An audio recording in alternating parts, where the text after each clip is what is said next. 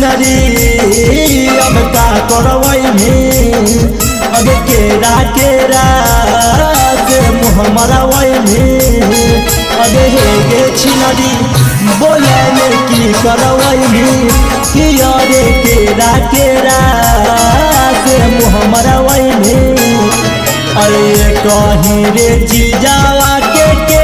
तेना तीजावा छौड़ी करावा वही गे लागो होले देखे वा खिलावे से गे के सबाढ़ा वही गे लागो होले देखे वा खिलावे से गे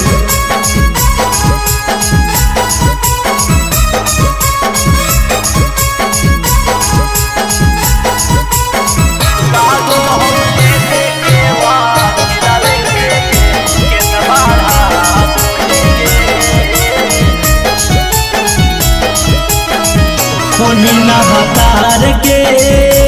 करहो में एक दिन वो करेला बड़ी रोमी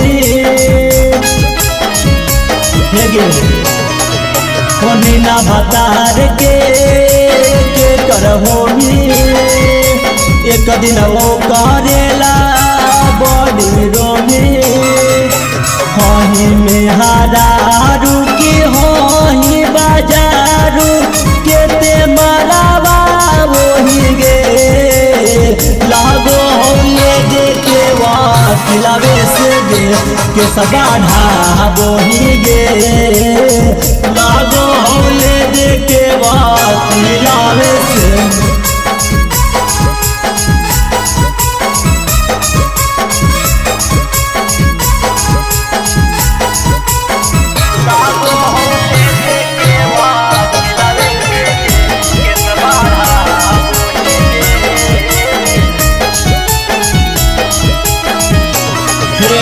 भतारा के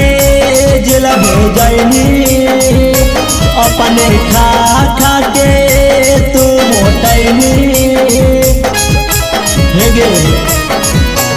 अपने भतारा के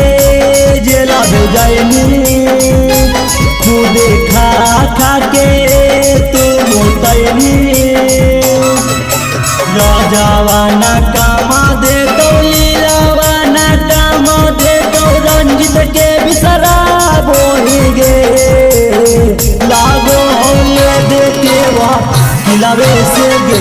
के सबाढ़ा बोही गे लागो होले देखे वा खिलावे से गे। रंजू रागनी स्टूडियो गुरारू गया।